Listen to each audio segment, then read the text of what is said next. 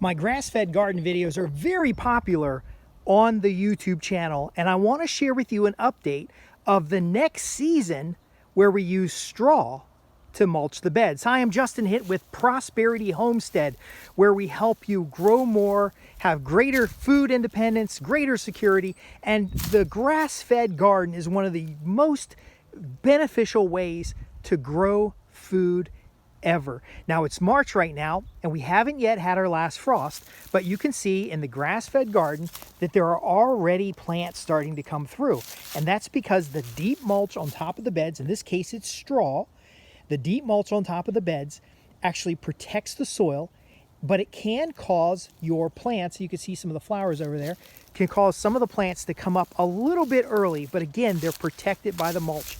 I want to show you specifically what's going on under the mulch itself. Now again, you can have long cut grass or you can have straw on these permanent raised beds. We don't till the beds. We don't have to dig up the beds. We don't have to do anything other than maintain the paths that are on contour and the layers of materials that go on the bed. So let's just randomly pick a spot. I'm not going to pick this spot because it looks like there's some flowers coming up here, but I'm just going to come over here and move some of this grass aside. Now, if you were going to plant in this bed, you're simply going to move this grass aside or the straw, and what you're going to come up with is this beautiful rich soil under here. And as soon as you have soil contact, you can put a small hole here and put your plant start in place. And then you're just going to leave the hole like that. If you push the straw back up along your small start, you could have moisture issues, you could have slug issues. If you leave it like this, the plant gets a good opportunity to start building out, while the straw itself or the long cut grass itself provides a weed barrier. Now, what's ideal is going to be grass that is just kind of laid on place. You don't want to mat it down. You want to have long cut materials so that it doesn't lay down. And then you're going to have, again, that moisture trapped under the surface in the form of humidity rather than liquid water. Let me just fill this back in because I don't want any weeds to develop. Again, you notice there aren't any weeds on this garden, and some of my plant bulbs are starting to come up.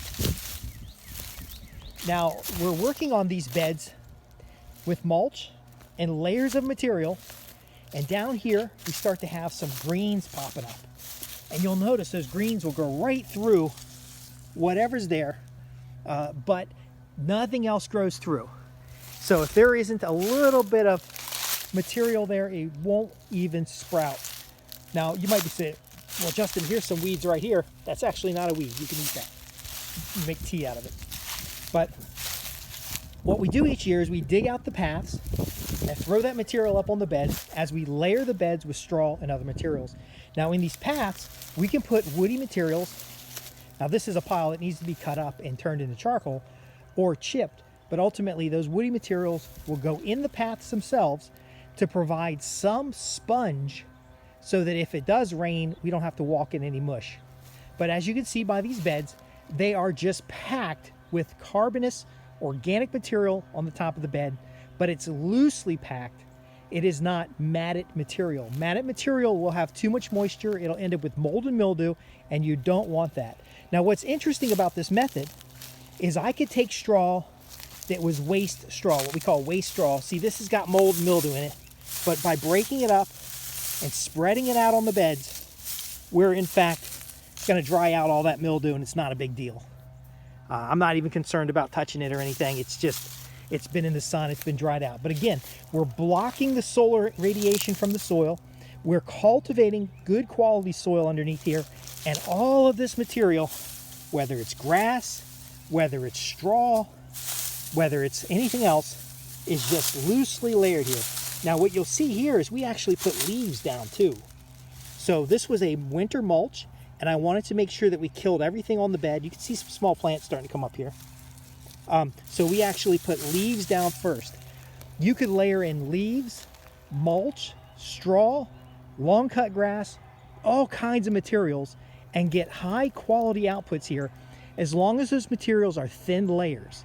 If I put 4 inches of leaves on here, it would cause a problem and it would mulch up. Now, if I've got surplus leaves, that's fine. Put them in the paths. Surplus carbonous material goes in the paths itself, and then the beds are mounded with our our straw and our long cut materials. Now, if you want to kill what's on the beds, you can mat material in, but you do that in the fall, towards the spring, towards the summer, if you're adding more materials, because again, grass is not growing in the winter, but as you add more materials, the layers are important. You don't want too thick of a layer unless you have established plants. If you have established plants, you can put really thick layers on around your established plants. Just notice the rock in here. See, we're going to take the rocks out of the bed. I like to put those around the base of trees. But look at that.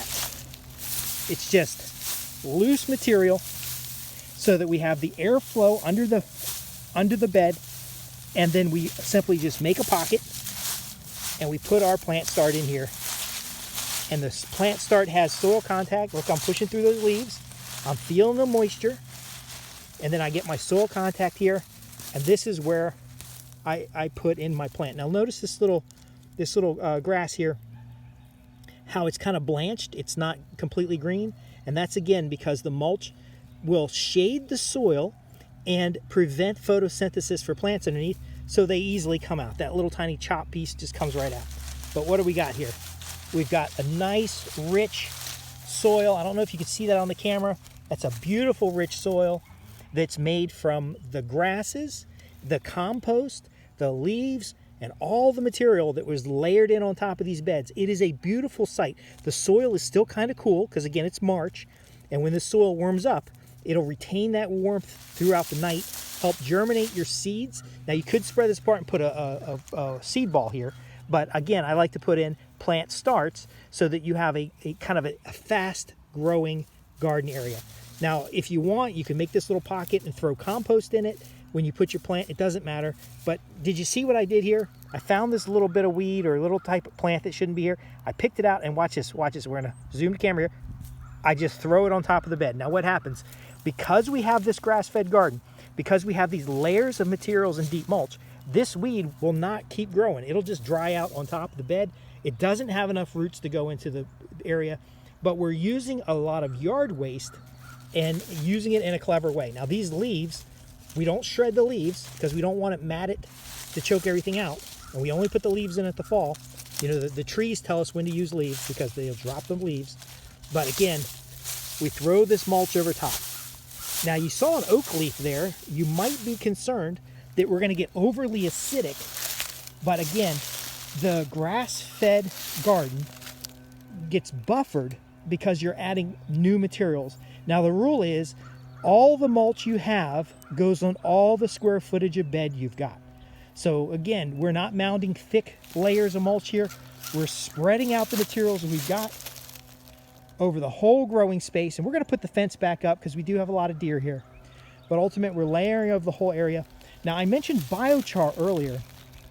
We're going to take that brush there. We've been collecting brush all fall. We're going to cut it into smaller pieces, burn it down the biochar. But that biochar is going to go through composting first. See, we have excess leaves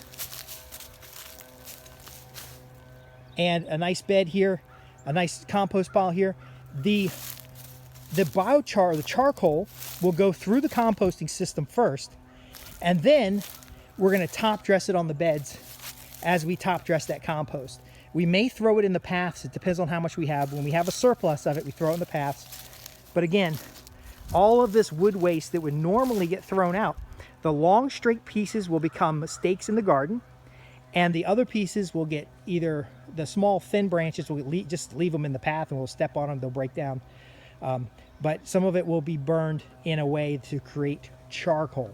That charcoal is part of the nutrients we add. Now there's a biodigester around the corner over there. I will add the biodigestion nutrients. If you have a grass-fed garden, every time you mulch, you can spray in or water in your liquid fertilizers. But again, we use all natural liquid fertilizers. And yes, you can see that there's little clumps of dirt here and there, and the beds are not perfectly shaped. That is fine. As long as we have that surface blanket of long cut grass, straw, different types of materials. Now you wouldn't put wood chips on there. You wouldn't put weeds on there. But again, low seed items on top. We're going to have good quality grow beds. And as we put the plant starts in, we can make adjustments to shaping the beds, but really a large mound that's called double reach, about 4 foot across. It's probably gonna be 6 foot across on the bottom, but a large mound like that, I can keep layering materials in month after month, year after year, never once have to fertilize. Now, why is the soil so soft and plentiful? Well, it's because the biology of these mounds is not disturbed. The grass breaks down as food for our microbes. Now, can you use like a molasses mix and just stimulate the microbes? Yes, you could. It's not necessary though, because as you layer in good quality compost, you're gonna get the benefits of all that and more. I'm Justin Hitt with Prosperity Homestead. Be sure to like and subscribe. Visit us at www.prosperityhomestead.org to ask your questions. And I just want to make sure you see the practical life.